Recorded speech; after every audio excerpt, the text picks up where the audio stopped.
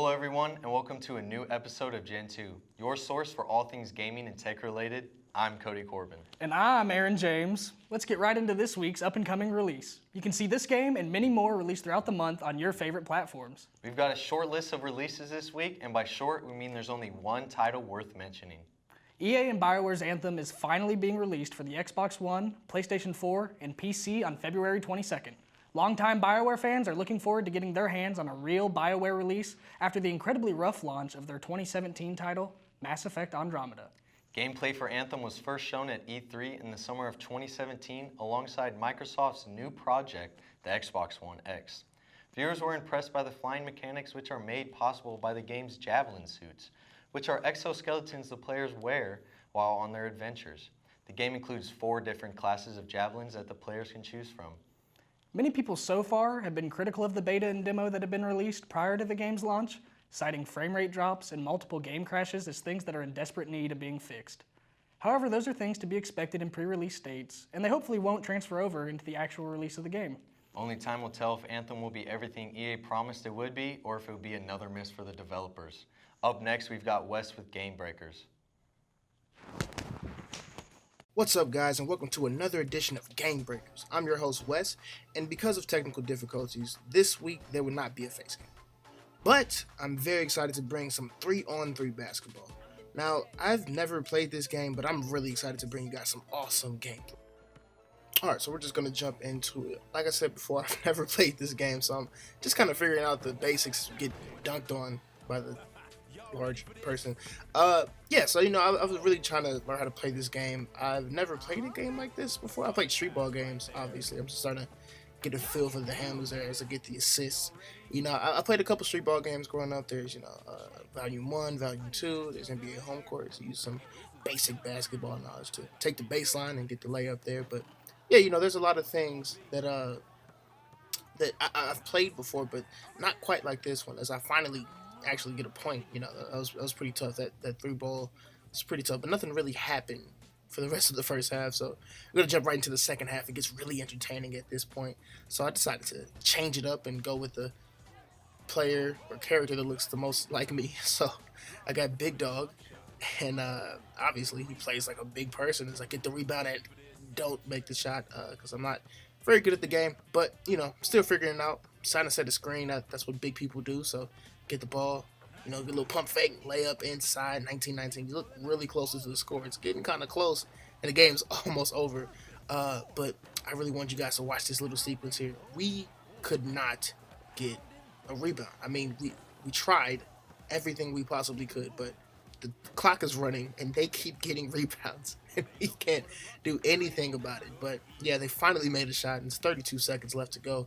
So I finally get the ball at the top, and I'm trying to play around with it, see what I can do. I get the assist on the inside. She finishes inside. And now it's 21-21. Still really close, and they get a wide open jumper, but they actually make it. Yeah, they make it. 19 seconds left, 23-23. Now it's getting really close towards the end. They make a shot. They're up to 7 seconds left. I don't play this game. I don't know what's happening, but we get the assist. I tried to get the assist. I get the rebound, and it rolls in for the game-tying shot, and we're heading into overtime. Now, I didn't think this game would actually go to overtime. I thought we were going to lose by a lot. But, you see, I get the rebound there, and I get the quick assist for the jump shot. Now it's 27-25. And from this point, they tied the game, and now it's 36 seconds left, 30 now, and I get the rebound and the big jam on the inside, showing my actual strength that I have. And that was the go-ahead bucket. They tried to get a shot off, but we were able to contest it for the win. I appreciate you guys tuning into Game Breakers this week. Hopefully, we'll see you next week with the face cam. Peace. What's up, gamers? Welcome back to another segment of This Weekend, that part of Gen 2 where I talk about new releases, game updates, industry news, and more. This week, I'm covering Metro Exodus. Let's get into it. Metro Exodus is a story-driven first-person shooter set in post-apocalyptic Russia. The game is not fully open world, but it has all these little different areas that are pretty open world-esque. Basically, there's a lot of different areas you can go to, and the areas, from what I've heard, are huge. I absolutely cannot wait to play this. The game blends combat, stealth with exploration, and survival horror all in one. We get to play as Artyom. Artyom was born in Moscow before the nuclear war, and then after they've all been pushed down into these tunnels, which is why it's called Metro. That's where they basically lived. So the whole point of this is for them to get out of the Metro and see if there's other life out there. How are they going to do that? They have this big, gigantic, locomotive war train. Basically, it serves as their base of operations. So the train is going to serve as transportation for, one area to the next, but it's also going to serve as a way for you to get out of the action for a while and go talk to your comrades and your buddies and the people that you have brought with you from the metro tunnels to explore to see if there's life out there. So the way that they have approached combat is to basically give you free control. It's your show. You can be stealthy if you want, and if you want to be a run and gun madman, you can do that as well. There's a few options to how they do it in the world, but I am assuming some instances are going to be favorable over others. So maybe say it's daytime, it's not as easy to be sneaky or stealthy, but when it goes to nighttime, you can maybe go out, get your guns that are silenced, things like that, and then be sneaky, take out the whole camp, loot it up, do whatever you need to do, and complete a mission or whatever it is. So each gun in the game is fully customizable and has that made from hand scavenger aesthetic. So by doing this, you can change damage, range, accuracy, and handling just by swapping out the different parts. I think the trailer at one point talked about finding a revolver and attaching a long barrel and a scope on it to make it a long-range weapon. I really like this because it gives players full control to make tactical choices based on the situation.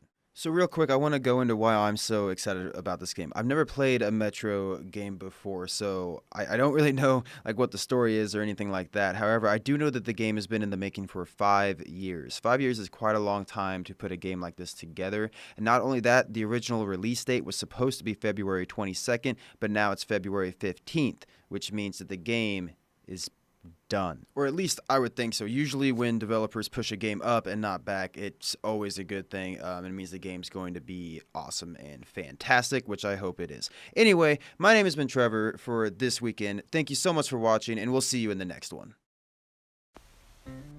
Hello and welcome to Aaron's Analysis, where I talk about the games that I've been playing. This week we're going to be looking at Dying Light. Now I love the first 3 seasons of the Walking Dead series.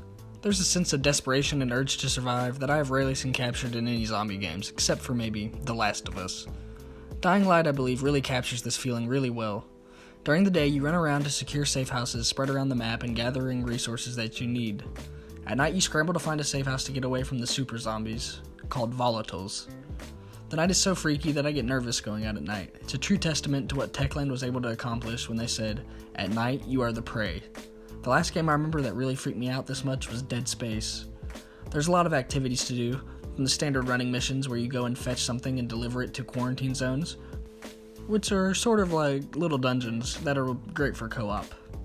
Every few hours in the game, there's an airdrop that's a race against time to get there before others do to secure the drop.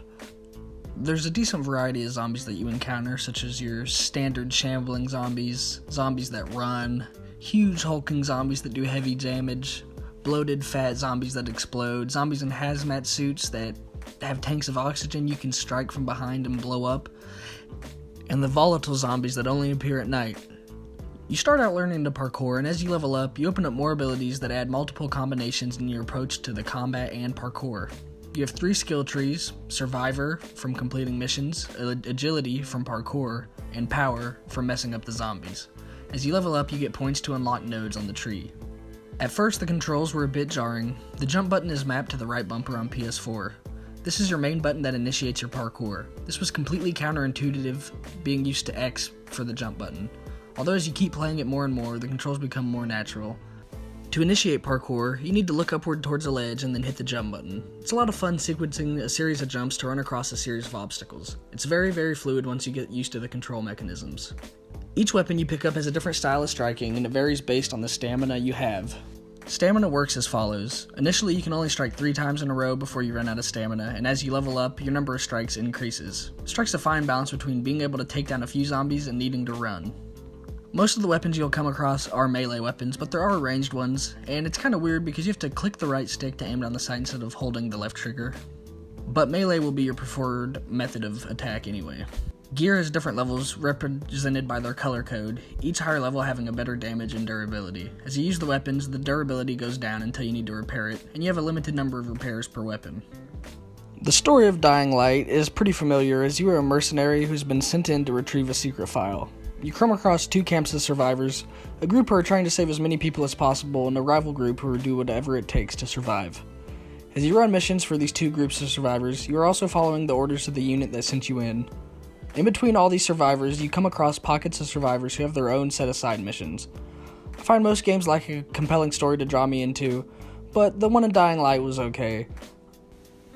The voice acting is great. The main character also voices Chris Redfield in Resident Evil 5, and the voices of the characters are varied enough that as you spend more time with the game, you come to associate certain voices with the certain characters. The voice acting adds a whole dimension to the characters of the survivors you meet. From the exuberant kid who wants to save the world to the desperate voice of a father who just wants to survive. There's a great amount of attention to detail with the characters that the voice acting brings to life. One cool thing that I wish more games would take advantage of is the speaker on the PS4 controller. There's a two-way radio in-game that when you use, the speakers play through the controller on the PS4. Dying Light is a great experience that I very much recommend, and I'm looking forward to the sequel that is coming out later this year. Next is Monkey Plays with Cody. What is going on, guys? Welcome back to another episode of Monkey Plays. This week we're playing Blackout. Blackout is Call of Duty's version of the Battle Royale genre, featuring a first-person playstyle. Blackout was released with Call of Duty Black Ops 4 as a highly anticipated shooter for 2018.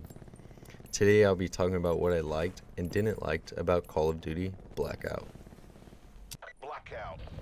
When hopping into my first game, I was excited to see they brought back some old maps from previous games, including Nuketown, Array, Train Station, Hijacked, Raid, or the new name Estates, and Firing Range. I dug out some good memories from Black Ops 2, and I'd enjoyed it.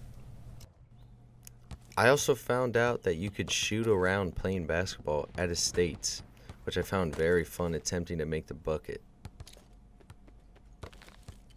Took me many tries, but at the end, I finally prevailed.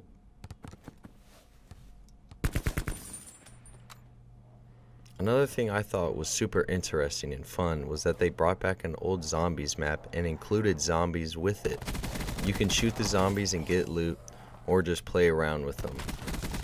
I really felt like I was playing Black Ops 1 late at night in middle school again.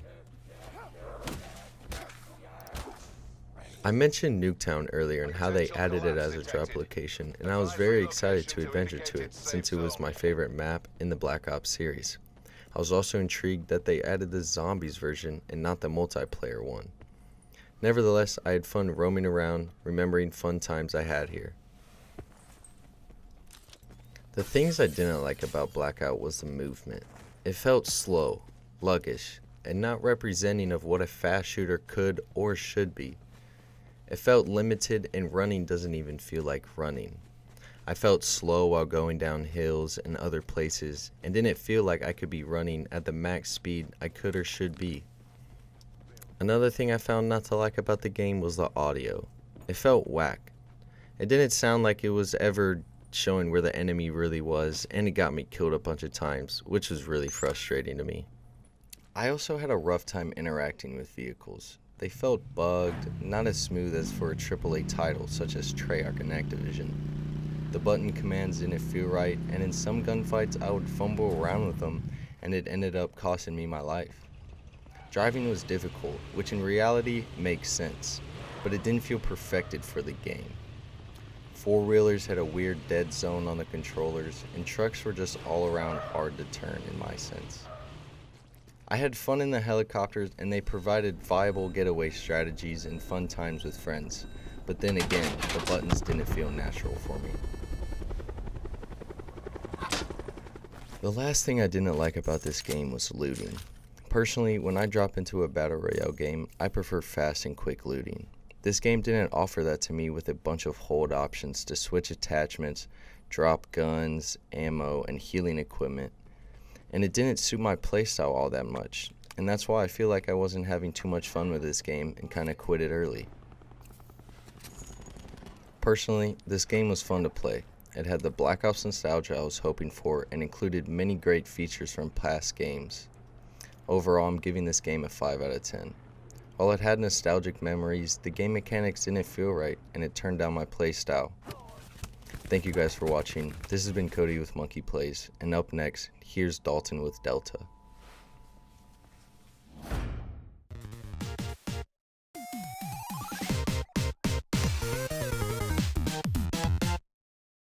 Hello everybody and welcome to a very exciting President's Day episode of Project Delta. I'm Dalton Speece and with me this week is... Aaron James. And so today we've got Saints Row 4 and we got Aaron controlling the game this week. And if you're familiar with Saints Row 4, you know your main character is elected president and his first term doesn't go so well. The world kind of gets attacked by aliens from outer space, so it's not going great. So you get captured and you go into a simulation where you basically turn into if Superman met the president and you've got superpowers and it's fantastic. So Aaron, I want to know, what do you think about this game? I haven't played it at all really myself before now. My friend Dean loves the Saint Row series. I've played 2 and it was pretty good. I think the game's pretty cool. It's older, and I'm seeing that it's a little dated, but like the abilities, the mechanics are all pretty fun. I think it's pretty cool. Yeah, so of course with the President's Day theme, I want to know who are some of your favorite presidents? All right, we got Jimmy Carter. Oh, he's great. Yeah, Jimmy Carter. He likes peanuts too, right? Yeah, sure. Jordan, you mean? Or is that George Washington? You thinking of George Carver? Washington Carver? Close man. enough, right? Hey, Jimmy all right. Carter's awesome. He's from the South. He's a good old Southern boy. You know, I've got to like George Washington. Could never tell a lie. That's true. Even though Chopped down his he father's may or may cherry not tree. have chopped down the cherry tree, who knows? One of my personal all-time favorites is obviously Abraham Lincoln, because he was a big proponent of big hats, and who doesn't love big hats? I think you got one of his hats on right now. Yeah, Actually. I think we are currently wearing a. If Abraham Lincoln, like, this is what he'd wear to a 4th of July party, for sure. You got and- the stripes, the stars. Oh yeah.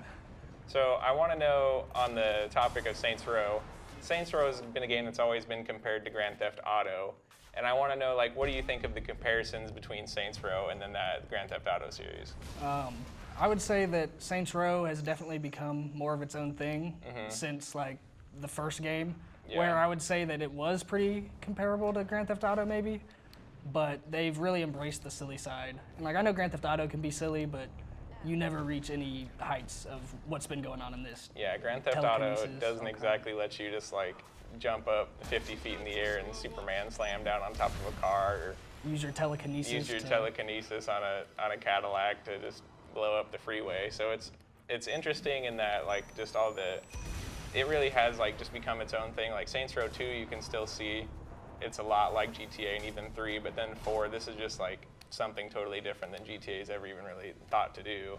And GTA's always just kind of stuck to their formula, but Saints Row tries to break the mold and make it different. And then another thing I want to think is, so we've played Saints Row 4, and they're bringing in aliens and going to outer space and bringing in superpowers. I want, like, where do you even think they can go from here? Like, what can they change to, like, make the game even more exciting? I don't know. That's a good question. Maybe they just go all out. It's a full-blown, you customize your own superhero. They go more in depth with the powers. I don't know. You think they'll do the superhero thing again? I don't know. I mean, it's been a long time since we've seen a new Saints Row game, so they're probably, like, still trying to answer the question Themselves? So, you know, who really knows? I think that it would be a decent idea because while I'm playing this right now, it reminds me of the Prototype games. If you've ever played those, I have not. you run around a superpowered being. You chop people's heads off and stuff though, but like the jumping and the gliding and stuff is all very similar. I'm hoping you can get into some combat here with some aliens, just so we can see, Where sh- our where am I invaders. going? Do I just start shooting some things? Just start shooting just like anything, you know. Just really just wreak some havoc out here on these streets of Stillwater. I don't think it's quite Stillwater, Oklahoma, but you know, just murder civilians. yeah. That's what Who you want me wouldn't to do? suggest that? So of course, staying with the theme again, we're gonna bring out some presidential fun facts that I'd just love to share with Aaron and of course all of our audience. Did you know this isn't the first president to kill a man? our 7th president, Andrew Jackson, actually killed a man in a duel over the man he killed was making some remarks about his wife, and to protect her honor and his, he went out at high noon and actually won a duel. That's pretty wild. It is. To think that like a president could ever do that, especially like just how it is nowadays, it's crazy. Hey, I think I found an alien. I don't think so. It looks more These like, aren't aliens? that looks more like grandma. Okay, so another fun fact is our 16th president, Abraham Lincoln. He gave us, of course, the Emancipation Proclamation, many other great things. But did you know he was a great wrestler who he only ever lost one match, Aaron? Abraham Lincoln? Abraham Lincoln. What kind of sanction was it? Who was he wrestling? I don't know. I don't think they would have let him wear the hat. I think he's a big dude. You don't think he wore the hat while he wrestled? Abe might have wrestled heavyweight. He's a big guy. He's what, like 6'4", 6'5"? He's tall, but then you got to add the hat, and I bet the hat makes him at least 7 feet. Probably adds 30 pounds too. Yeah, it's a big hat. Our 22nd president, Grover Cleveland, actually married his adopted daughter, and there was only a mere 27-year age difference. Sounds like something Trump and Ivanka might do, huh? No, I don't think so. Of course. Wait, that's not even his daughter's name, is it? I don't think Or is that so. his wife? I think that's his wife. Yeah, I'm a terrible person to pick to talk about politics.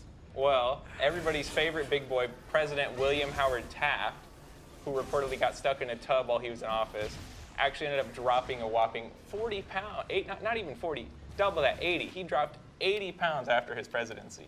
Damn. So he made it out of the tub and thought, I need to lose some weight. Yes, I need to comfortably bathe. he decided that's the last time this is going to happen. So, Aaron, we're flying around. We're just doing like I'm sorry. just I've been too superhero acts. intrigued with your facts that I haven't really focused on the aliens. You can see the gun we have out. It looks like a giant magnet, but now we're No, taking no, our. here. Here we go. I'm not even 100% sure what this gun does. What's it do? Oh, okay. It's just a giant magnet. It is Just a giant just magnet. grabbing everybody. I would like to try it on some more stuff. This is like, imagine this at like a salvage yard. That would just make life like super easy. You just like, I need this for my bedroom. you just have this gun. Oh, dude, it would be great for cleaning your room. Yeah. Just like, I don't even know. I think that would probably change cleaning your room forever. Moms everywhere would not have anything to yell at their kids for because their rooms would be clean. All thanks to the special magnet trash collecting gun. And of course, the classic minigun, which everybody loves. Oh, you just got you got ran over by a car and then instantly domed out of the sky by an alien sniper. And on that note, They got lucky. we're going to end this episode. Thank you, everybody, for watching, and thank you, Aaron, for coming in and playing this game with me. Anytime. We'll see you next time.